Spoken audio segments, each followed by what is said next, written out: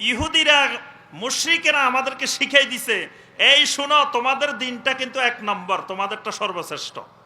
তা আমি তো ব্যাককল, আমি তো গাদা, আমার তো এলেম নাই, আমি তো জাহেল, আমি তো খুশিতে লাফাইতেছি। কিন্তু এই সুযোগে সে কি কাজটা করছে, তার টাকা নম্বরের মধ্যে ঢুকাই দিছে। তার এটা কিন্তু নম্বরের মধ্যে ছিল না। জমিনে ইসলাম ছাড়া আর কোনোটা নম্বরের মধ্যে নাই। আমাদের দেশের ভাইয়েরা বোনেরা মনে করে ইসলাম সর্বশ্রেষ্ঠ ধর্ম, ইসলাম ছাড়া পৃথিবীতে আর কোনো দ্বীন হক নাই। এখন আপনি যদি বলেন ইসলাম সর্বশ্রেষ্ঠ ধর্ম, তার অর্থ হলো ইসলাম এক নম্বর, 2 নম্বর একটা আছে, 3 নম্বর একটা আছে, 4 নম্বর একটা আছে, 5 নম্বর একটা আছে, 6 নম্বর একটা আছে, 7 নম্বর আছে, 8 নম্বর আছে, 9 নম্বর আছে, 10 নম্বর আছে। অর্থাৎ এগুলা কোনোটাই নম্বরের ভিতরে ছিল না, আপনি সবগুলাকে নম্বরের ভিতরে ঢুকাই নিছেন। আমাদের মধ্যে এলেম নাই দেখি, জাহালতে ভরপুর দেখে ইহুদিরা মুশরিকেরা আমাদেরকে শিখাই দিছে, এই শোনো তোমাদের দিনটা কিন্তু এক নম্বর, তোমাদেরটা সর্বশ্রেষ্ঠ। তা আমি তো ব্যাককল, আমি তো গাদা, আমার তো এলেম নাই, আমি তো জাহেল, আমি তো খুশিতে লাফাইতেছি। দেখো দেখো দেখো, এই সবাই দেখো, আমি যে ইসলাম এটা এক নম্বর, এটা সর্বশ্রেষ্ঠ। মানে হে আমারে লাফাইতে লাগাই দিছে, আমি ছাগলের 3 নম্বর বাচ্চা, লাফাইতে আছি খুশিতে, আহারে আমার ইসলাম সর্বশ্রেষ্ঠ। কিন্তু এই সুযোগে সে কি কাজটা করছে, তার টাকা নম্বরের মধ্যে ঢুকাই দিছে। তার এটা কিন্তু নম্বরের মধ্যে ছিল না। জমিনে ইসলাম ছাড়া আর কোনোটা নম্বরের মধ্যে নাই, কিন্তু সে আমাকে লাফাইতে দিয়ে এই সুযোগে তারটা সে সিরিয়ালে ঢুকাই ফেলছে। এই জন্য দেখবেন আজকে অত্যন্ত দুঃখজনক, সেটা হলো অনেক জায়গায় দেখা যায় একই মাজলিসে একই সাথে কোরআনে কারিমের তেলাওয়াত হয়, পাশাপাশি আরো কত জিনিসের তেলাওয়াত হয়, সবগুলোকে নাম্বারে সিরিয়ালে ঢুকাই নিয়ে আসা হয়েছে। এই ঢুকাই নিয়ে আসাটা ইমান ভঙ্গের কারণ, এটা ইমান ভঙ্গের অন্যতম কারণ।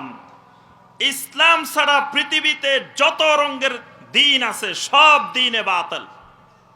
ইসলাম ছাড়া যত মতবাদ আছে, যত তন্ত্র মন্ত্র, যত রকমের যা কিছু আছে, এইগুলা কোনোটাই মানুষকে জান্নাতে নিতে পারবে না। একমাত্র জান্নাতে যেতে হলে ইসলাম ছাড়া এর বিকল্প কোনো রাস্তা খোলা নাই। আপনি যদি মনে করেন সবগুলা আল্লাহর ধর্ম, যে কোনো একটা পালন করলেই হয়, আপনার ইমান ভেঙে গেছে, আপনার ইমান আর নাই। কারণ আল্লাহর ধর্ম, আল্লাহর দিন জমিনে একটা, সেটার নাম ইসলাম। ইসলামের বিকল্প জমিনে দ্বিতীয় আর কোনোটা নাই, যেটার মাধ্যমে মানুষ জান্নাত পাইতে পারে, আখেরাতে নাজাত পাইতে পারে। এইরকম বিকল্প কোনো দিন, বিকল্প কোনো মতবাদ, বিকল্প কোনো রাস্তা খোলা নাই। যেই ব্যক্তির ইমান এইরকম হয় নাই যে ইসলাম একমাত্র আল্লাহর দিন, জমিনে একমাত্র মনোনীত দিন, তার এখনো ইমান আসে নাই।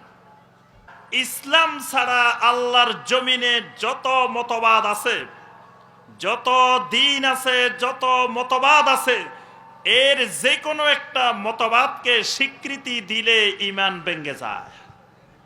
যে কোনো একটা মতবাদকে যদি আপনি স্বীকৃতি দেন, আপনার ইমান কি হবে, ভেঙে যাবে। এটা ইমান ভঙ্গের একটা গুরুত্বপূর্ণ কারণ।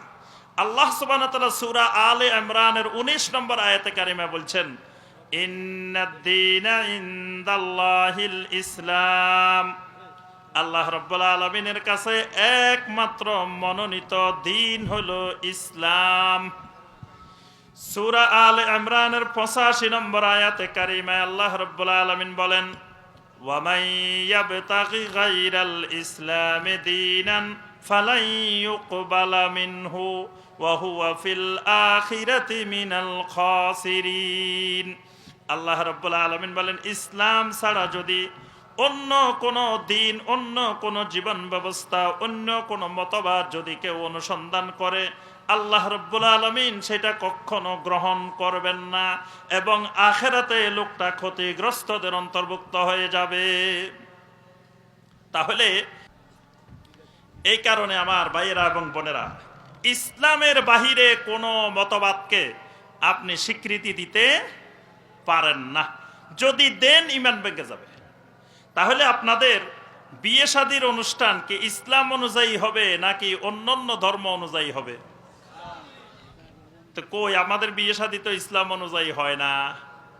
দেখা যায় ইসলামের খালি সামান্য একটু ইজাব কবুল, খুতবা ইজাব কবুল, এটা ইসলাম থেকে, আর বাকিগুলো সব অন্যান্য মতবাদ থেকে। গায়ে হলুদের নামে যে অশ্লীলতা, এটা কি ইসলামে আছে? তো যদি ইসলামে একমাত্র জমিনে আমার দিন হয়, ইসলামকে একমাত্র দিন মনে করি, তাহলে গায়ে হলুদের অশ্লীলতা আসলো কেন? এটা তো আমি জানলাম যে এটা বাতিল, তো বাতিল আমার ভিতরে আসলো কেন? তাহলে আমি সেই বাতিলকে বাতিল মনে করি না। এই বাতিলকে বাতিল মনে না করাটা কুফরি। এজন্য আল্লাহর কাছে দোয়া করতে হবে, আল্লাহুম্মা আরিনাল হাক্কা হাক্কান ওয়ারযুকনা ইত্তিবাআহ ওয়া আরিনাল বাতিলা বাতিলান ওয়ারযুকনা ইজতিনাবা। আয় আল্লাহ, আমাকে হককে হক হিসাবে চিনার, হককে হক হিসাবে চিনার, সত্যকে সত্য হিসেবে চিনার আমাকে তৌফিক দাও। আল্লাহ, ওই হককে মেনে চলার, ইত্তেবা করার আমাকে তৌফিক দাও। ওয়া আরিনাল বাতিলা বাতিলান, বাতিলকে বাতিল হিসেবে চিনার আমাকে তৌফিক দাও। ওয়ারযুকনা ইজতিনাবা, ওই বাতিল থেকে আমাকে বেঁচে থাকার তৌফিক দাও। এখন আপনি যদি মনে করেন ইসলাম ছাড়া বাকিগুলো বাতিল, তো বাতিল আপনার ঘরে ঢুকলো কেমনে? তার অর্থ আপনি ওটাকে বাতিল মনে করেন নাই। করলে আপনার ঘরে এই গায়ে হলুদের নামে অশ্লীলতা ঢোকার কথা ছিল না। আপনার ঘরে গান বাজনা ঢোকার কথা ছিল না, কারণ ইসলামে গান বাজনা নাই।